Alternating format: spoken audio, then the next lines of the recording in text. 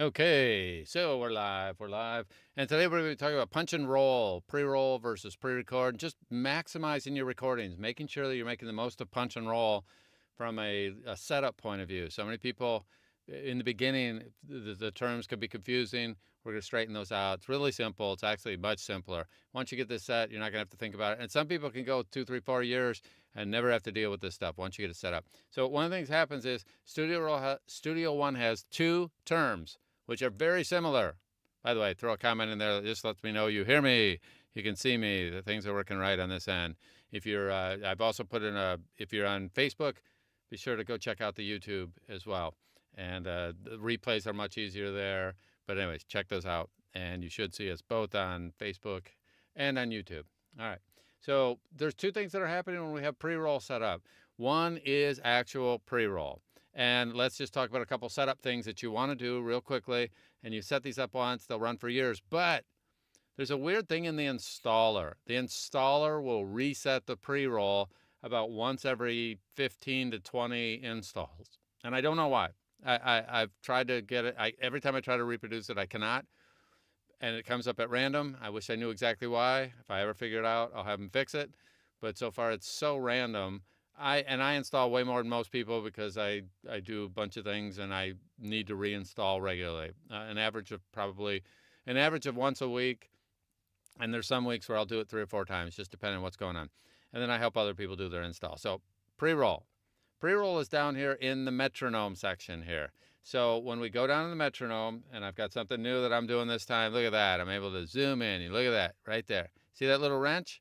Yeah, that pulls up the pre-roll, and that pulls up the metronome. And in the metronome, let me zoom in on that. You can see right down here, this is pre-roll. Mine set to 4 bars.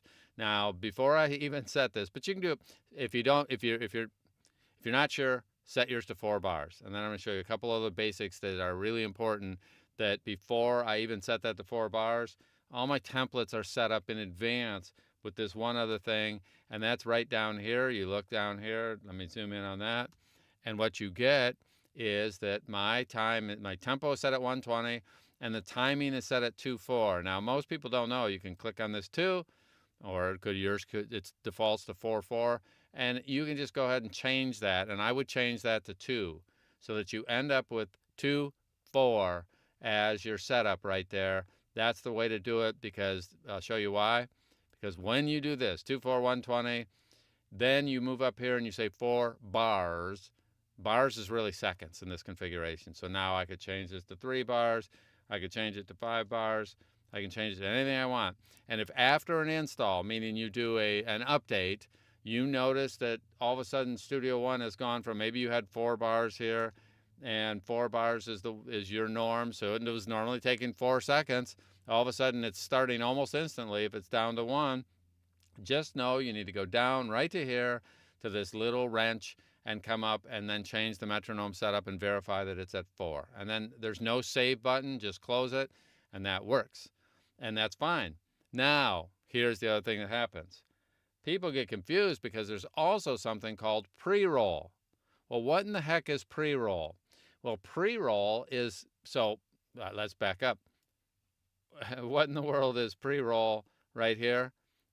That's how many seconds. So I place my cursor at 1 minute and I have 4 seconds before in this configuration. That means Studio One is going to go back 4 seconds. So in my case right here, I can do that math in my head.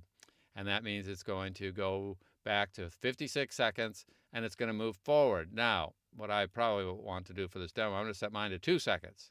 So it's not going to take as long. So now it's going to go back. So when I press record, when you press record, what is going to happen here? Let me zoom in on this a little bit. We can even go closer. And when we zoom in, now we press record, have my keyboard shortcut. The system has acquired a variation. Yep, and you can see that. So I'm going to stop that. This is at 1. So when I press record, R for me. The system has acquired a variation. It went back 2 seconds. And then it ended up right here. Now watch this. I'm going to go down right here to the wrench. I'm going to set it to 4 seconds. And then I'm going to close that. And then I go right back up here. So now, gee, we could all do that math. Watch what happens. I press record. It's going to jump back to 56. The system has acquired a variation. It went back 2 seconds. Okay, so that was because I started at 102. If I set the cursor at 1 second, it'll go back to 56. I actually had the cursor in the wrong spot there. Watch this right here. Not the position that it wasn't. The system has acquired a variation. Yeah, and so there it's going to go ahead and it's going to record starting at 1. So it went back 4 seconds because I had it set to 4 bars. As long as you have this set to 2/4, 120, then when you're looking at this, every second is the same as the number of bars in this box. Okay, so that's pretty cool. And it makes it easy. Now, there's another thing going on that people sometimes know about, and if they go and looking around and they get them confused, we go to Studio One. And I'm going to zoom in here. Studio One, Options. Then go into Advanced. Then go into the Audio tab. There's something here called Pre-record. And mine's set to 2 seconds. I recommend 2 seconds. You could do more. You could do less. 2 seconds is really good. I've never had a situation where 2 seconds isn't enough. But that's the default there. Okay? That's what you need to be on. Right there is that thing that's right there. 2 seconds. Okay? Let me zoom in on that. That's 2 seconds. That's in pre-record. Pre-record audio input, 2 seconds. Just ape that setting and do that. And here's what happens with that. That's recording before the cursor, and it's hidden, and it's underneath my existing audio. What does that mean? That's a really terrible way to say that. Let's say my audio is starting here at 1 second. 1 minute. I have the pre-roll that is set up. Pre-roll set up to go back to 56 seconds. Since my pre-record is set to 2 seconds, behind the scenes, I'm going to have 2 seconds of audio where my mic is live, and I'll show you. Watch this. I press record, 56, 57, 58, 59, and now we're off and running and we're doing the pre-roll. So I was talking over that, but watch this. All of that pre-record can be exposed by going back here, and now you're going to see if I play this back. 58, 59. Okay, it was recording that. It was recording before the official start point where I had my cursor. So some people, I set this up for 100 people, and because I set it up, they didn't really notice. They weren't paying attention. That's cool. And then later, they'd come back and says, yeah, you came in the middle of a breath. We can just peel that back, and we can adjust that. If I had set that to 4 seconds or 10 seconds, my mic would have been on earlier, and it would have been recorded, and it's always there to peel back. So it's a really, really, really cool thing that allows us, and of course, I could also peel forward, depending on what I recorded there, and then that way, if I came in the middle of a breath, then I can move it back a little bit, or I can move it forward. And people do get that mixed up, but they're totally different things. One's pre-recording and it's hidden. One's pre-rolling and it's doing the playback until it starts recording. Okay, so everything we see here, right here, where we go and we zoom in on this, then that is about the pre-roll and the listening back. I have, in my case, 4 seconds of audio that is going to play before it starts recording. And that, I don't have to think about it. I have that on 100% of the time. And when it is on, right down here in the bottom, notice that little red. If ever yours is not working, by the way, glance down here, because every once in a while someone will turn this on, which is a whole different option, or they'll have it here, and then they'll actually turn it off accidentally. And then if they do, if there's nothing lit up, pre-roll is not going to work. Click on that, pre-roll works. And it's just sitting down there. And it's hard, you don't really need to pay any attention to it. It's going to stay on most of the time. But I've had people accidentally turn it on, turn it off. And if the pre-roll isn't on, then of course you won't get any pre-roll there. So that makes it easy. Pre-roll, pre-record is what I can go back and get a couple seconds worth of my audio before I started. Very handy. This is what one of the things the advanced DAWs do, that if you have something like some of these other tools, the simpler ones, they say they have punch and roll, but they don't cover the details.